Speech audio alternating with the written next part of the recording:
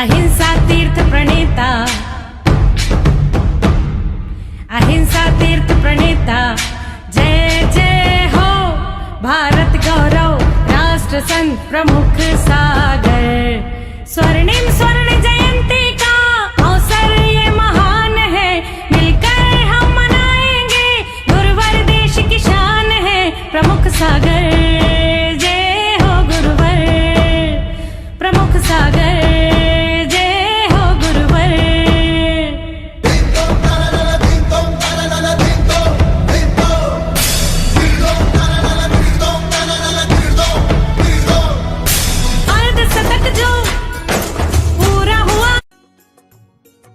कार्यक्रम के आयोजक हैं श्री दिगंबर जैन पंचायत गुवाहाटी असम, श्री सुकमल जी, श्रीमती सुशीला देवी, श्री धर्मचंद जी, श्रीमती प्रेम देवी, तनिष दिव्यांशी सेठी जैन धर्म, अजय नगर, विजयनगर, कामरूप, असम।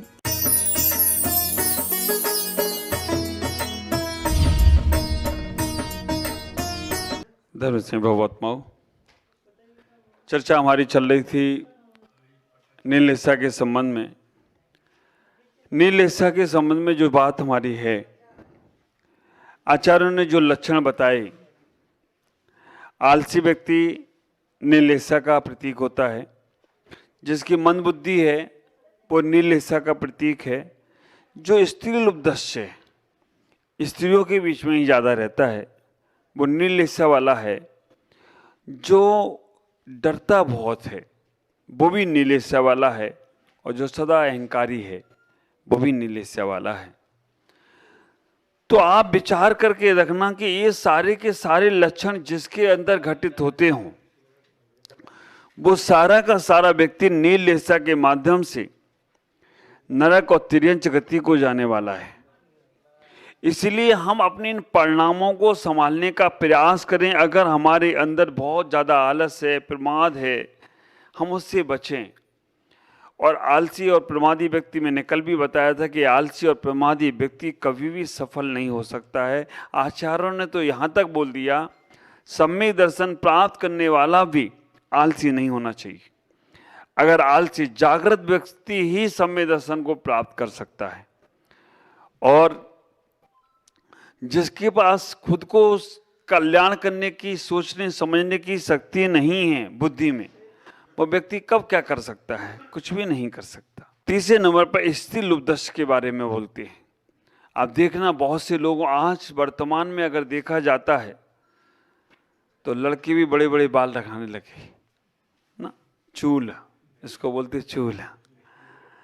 तो आप विचार करके रखना, ये चूल भी बड़े बड़े लड़के भी रखाने लगे, कान छिदाने लगे। अब क्या दिक्कत है? अगला भगवान, अगला भाव उनको वही दे दे कि भाई तुम्हें यही पसंद है तो वैसे ही बनो। आप ख्याल करना, स्त्री के लक्षण उनके अंदर बातें करते हैं, चर्चाएं करते हैं, और तो और कभी शौक की वजह से कर रहे हैं। कुछ लोगों की एक ऐसी आदत होती है, भीड़ भाड़ होगा तो वहां पर जहां पर लेडीजें ज़्यादा होंगी, स्त्रियां ज़्यादा होंगी, वहीं जाकर बैठेंगी, घरेलू काम करने लगेंगे, उनके साग सब्जी बनवाने लगेंगे। ऐसे लोग भी होते हैं। तो आप विचार करके रखना, ऐसे लोगों को आप कह सकते हो कि स्त्री लुब्धस्य, स्त्रियों के प्रति आसक्त हैं। कई बच्चे और कई बच्चियां भी ऐसी होती हैं जिनको महिलाओं के साथ या बच्चियों के साथ बैठना पसंद नहीं होता है, बच्चों के साथ ही बैठना पसंद होता है, युवाओं में ही जाने का पसंद होता है, पुरुषों के अंदर बीच में जाकर बैठकर वहाँ के काम करने का प्रयास करते हैं। तो उनकी भी नील हिस्सा ही समझने का प्रयास करना। नील हिस्सा वाला विपरीतता के प्रति आकर्षित होने वाला है, तो उससे हम बचने का प्रयास करें।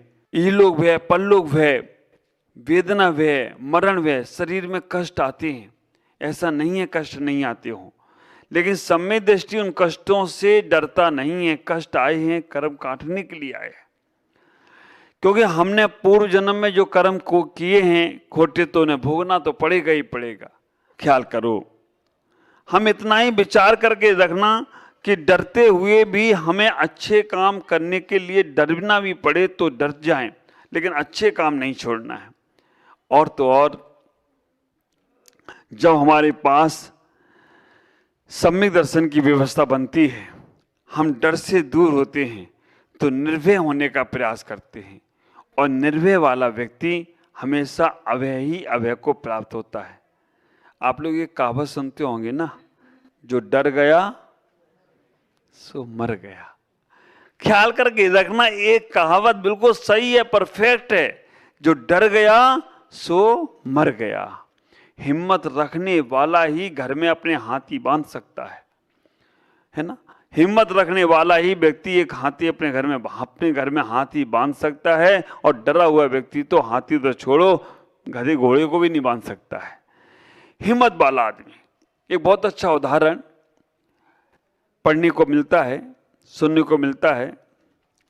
एक लड़के को, सामान्य सा लड़का था, उसको राजा की लड़की से प्यार हो गया। अब राजा और वो गंगू तेली का लड़का, उसने कहा मुझे ये रानी से, लड़के राजकुमारी से विवाह करना है।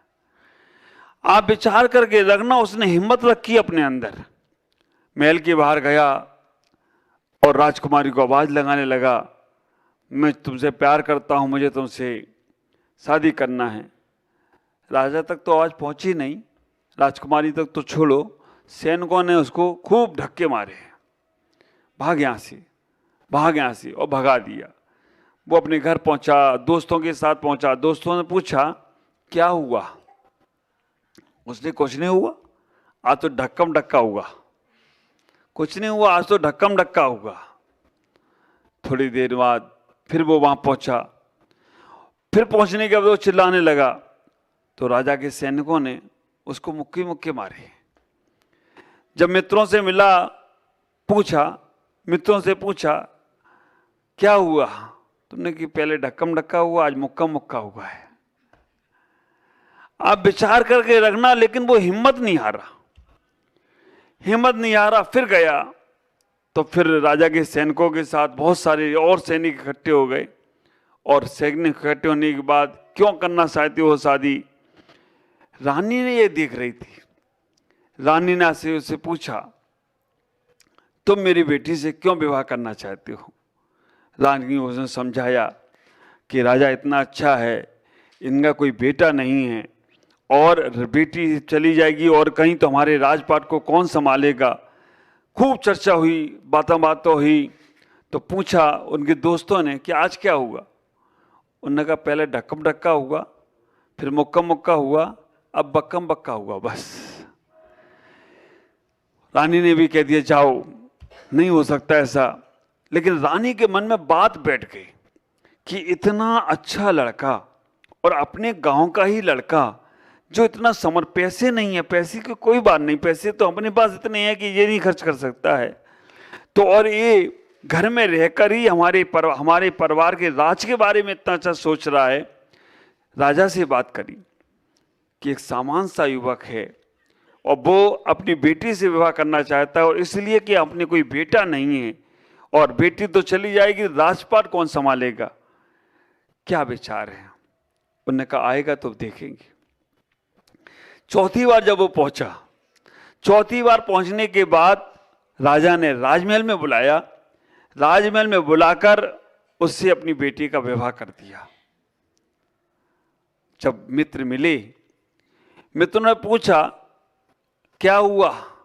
उन्होंने कहा पहले ढक्कम ढक्का हुआ, फिर मुक्कम मुक्का हुआ, फिर बक्कम बक्का हुआ, आज छक्कम छक्का हो गया। आप विचार करके रखना, आज सब छक्कम छक्का हो गया, आज तो मेरा विवाह हो गया, और अब मैं राजा की उस पुत्री से विवाह कर राजा के महल में ही रहूंगा, और सारा का सारा गांव अब मेरा अपना है, और सारा का सारा राज हमारा है। उदाहरण सत्य है या नहीं, लेकिन उदाहरण के अंदर तत्व बहुत है। आप अगर हिम्मत वाले व्यक्ति हो तो आप कुछ भी कर सकते हो। आपके पास अगर विल पावर है, आपके पास मजबूत है, मन आपका मजबूत है, तो कुछ भी कर सकते हो। एक तन का बल होता है, एक मन का बल होता है, एक जन का बल होता है। तन बल भी हार जाए, मन बल भी हार जाए, जन बल भी हार जाए, चौथा बल होता है आत्मबल। आप विचार करके रखना, जनबल खत्म हो गया, लोग मेरी कोई बात मानते ही नहीं है, सुनते ही नहीं है, हमारे पास से सब चली गई। महाराणा प्रताप के पास जनबल खत्म हो गया, उनके पास धनबल खत्म हो गया, लेकिन उनके पास मनबल बहुत था। महाराणा प्रताप के पास मनबल इतना था कि भामाशाह की धनबल की मदद मिली और मराठी लोगों का जनबल मिला, तो उन्होंने फिर से विजय प्राप्त कर ली हो तो कोई आश्चर्य की बात नहीं। इतना ही विचार करके रखना कि हमें अपने जीवन में जब कातरसपना आता है, डरा हुआ पना आता है, जब डरते रहते हैं, तो निर्लज्जता का हमारा परिणाम चल रहा है और हम निर्भीक हो जाते हैं। हम डरते नहीं हैं, हम हिम्मत से काम लेते हैं, तो हम ही एक दिन सफल हो जाते हैं। मोक्ष मार्ग पर चलने वाला व्यक्ति कभी डर नहीं सकता। विचार करो, सर्दी आ रही है, आ चुकी है, महाराज बाहर मत निकलना। क्यों? सर्दी बैठ जाएगी। आप विचार करके रखना, इससे डरते रहोगे तो और अंदर आएगी। आप देखो, जितने ज्यादा कपड़े पहनते हो उतनी ज्यादा सर्दी लगती है ना। सर्दी कहती भी है, सर्दी कहती भी है, बच्चों से बोलत नहीं, युवा मेरे भाई, बूढ़ों को छोड़त नहीं, ओढ़े चाहे खूब रजाई, सर्दी कहती है। तुम जितना डरोगे ना, आप सुबह सुबह ठंडे पानी से नहाने जाते हो, पानी ठंडा है। डर कब तक है? जब तक पहला जग नहीं डाला है, और पहला लोटा डाल दे, पानी बाल्टी का कब खाली हो जाए पता ही नहीं चलता है। बस पहले लोटे डालने तक ही ठंडी है। जब तक फुब्बारा चालू नहीं हुआ पानी का, सावर चालू नहीं हुआ, तभी तक ठंडी है। और जैसे ही वो चालू हुआ, सावर में ठंडा आता है गर्म आता है? उसमें गर्म भी आता है। हाँ, तो वो तो ठीक है, लेकिन आप विचार करके रखना, जब तक जिस चीज से तुम डरोगे, जिस मार्ग पर चले ही नहीं हो और उस मार्ग पे डर लग रहा है, तो आप कभी भी डट के मुकाबला नहीं कर सकते। डरना नहीं, डट के मुकाबला करो। डर गया सो मर गया। तो आप विचार करना, घर में, परिवार में एक चीज होती है स्वतंत्रता और एक चीज होती है स्वच्छंदता। स्वतंत्रता और स्वच्छंदता में बहुत अंतर है। डरना नहीं है, आप स्वतंत्र रूप से कार्य करो, सब काम में सफलता मिलेगी। स्वतंत्रता और स्वच्छंदता में इतना ही अंतर है। स्वतंत्रता वाला व्यक्ति मर्यादा से बंधा हुआ है, परिवार की मर्यादा से, धर्म की मर्यादा से, अपने जीवन की मर्यादा से, अपने आचरण की मर्यादा से बंधा है और स्वतंत्र रूप में कार्य कर रहा है। तो वो व्यक्ति जरूर एक दिन सफल होगा।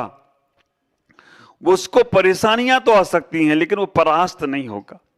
वो डरा व्यक्ति है, लेकिन वो स्वच्छंद नहीं है। और स्वच्छंद वाला व्यक्ति क्या है? स्वच्छंद वाला व्यक्ति डरता तो है थोड़ा बहुत, लेकिन वो अपनी मनमानी करता है, वो अपने विचारों को स्वतंत्र रखता है, वो किसी की सुनता ही नहीं है। तो व्यक्ति सफल होकर भी असफल है। एक कोटेशन मेरा बहुत अच्छा, आप लोग पढ़ते होंगे, हमारा नहीं है तो सब इधर उधर का, लेकिन फिर भी वो कोटेशन बहुत अच्छा है। अपनों के साथ गेम मत खेलो, है ना। अपनों के साथ गेम मत खोलो, जीत भी गए तो बहुत कुछ हार जाओगे। तो आप विचार करके रखना, हम अगर स्वच्छंद प्रवृत्ति कर कर हमने कुछ बहुत बड़े किला भी जीत लिए तो हम हारे हुए व्यक्ति हैं। ख्याल करो, स्वतंत्र रूप रहकर अपने जीवन की मर्यादाओं को बनाकर प्रयास करो। आचार्य यहाँ इतना ही कह रहे हैं, कातरस नहीं होना है, डरना नहीं है। जब मोक्ष मार्ग का काम आए, आत्म कल्याण का काम आए या संसार का काम आए, तो अच्छे से अच्छा करते चले जाओ, तुम्हारा जीवन बहुत आनंदित होगा। उसके बाद सदा मानी, अहंकारी व्यक्ति भी निर्लज्जा वाला है, सदा मानी। जब जिस तुम्हारे मन में कभी अहम का भाव आए तो समझ लेना अरहम का भाव विसर्जित हो गया। अहम और अरहम दोनों एक साथ नहीं रहते। जहां अहम होगा वहां अरहम नहीं होगा। कहते हैं ना, अहंकार और नमोकार दोनों विपरीत ध्रुव है। अहंकार और नमोकार दोनों विपरीत हैं। अगर अहंकार है तो वहां नमोकार नहीं है, और जहां नमोकार है वहां अहंकार नहीं होगा। आप विचार करके रखना, अहंकार नरक की कार है, और नमोकार स्वर्ग का विमान है। अहंकार में हमारे पास सारा का सारा भाव ऐसा है कि हम संसार का ही जन्म सृजन कर रहे हैं, और नमोकार में हमारे जीवन में बहुत आनंद है। नमोकार में एक बार नहीं झुकाया, नमो शब्द कितने बार बोला है? 5 बार। अरिहंत एक बार हैं, सिद्ध एक बार हैं, आचार्य एक बार हैं, उपाध्याय एक बार हैं, साधु एक बार हैं, लेकिन नमो शब्द को 5 बार बोला। और नमो का उल्टा क्या होता है? नमो का मौन, नामो, है ना, मौन। आप विचार करना, इस मौन को समझना है। अगर हमने मौन को समझ लिया तो सब दुनिया तुम्हें नमस्कार करने लग जाए तो कोई आश्चर्य की बात नहीं। और अहंकार जब आए, जब मन खराब हो, जब परिणाम खराब हो, तो मौन हो जाओ। वैसे नमो को नमामि बोलते हैं, नमा बोलते हैं तो नमा का उल्टा भी हो जाता है मान। तो यहां इतना ही कह रहे हैं कि अगर तुमने मान का गलन कर दिया तो ही सच्चा नमा तुम्हारे अंदर से निकलेगा, अन्यथा बाह्य की प्रवृत्ति में ही तुम नमस्कार कर रहे हो। रियल में तो नमस्कार वो है जब तुम्हारा मान गलित हो जाता है, जब तुम्हारा अहंकार गलित हो जाता है। तो नीलेशा वाला व्यक्ति हमेशा अहंकारी रहेगा, डरा हुआ रहेगा। नीलेशा वाला व्यक्ति आलसी रहेगा, मंद बुद्धि वाला रहेगा, स्त्री और पुरुष के प्रति आसक्त रहेगा। ऐसा जीवन जिएगा तो कैसे कल्याण होगा। आज आपसे इतना ही कहूँगा कि नीलेशा की बुद्धि से हटकर आगे की बुद्धि अपनी अच्छी बनाने का प्रयास करें, और जिनके अंदर ऐसे परिणाम चलते हों, जिनके अंदर ऐसे भाव चलते हों, तो आप समझ लेना ये नीलेशा वाला है और इसने नरक और तिर्यंच गति का सृजन कर लिया है, इसलिए इसको कोई बचा नहीं सकता। आज इतना ही कहकर अपनी वाणी को विराम दूंगा। आप अपने जीवन में किस लेशा से बचें, नीलेशा से बचें, आगे कौन सी और लेशा आने वाली है, इसकी चर्चा कल करेंगे। ओम नमः, जय गुरुदेव।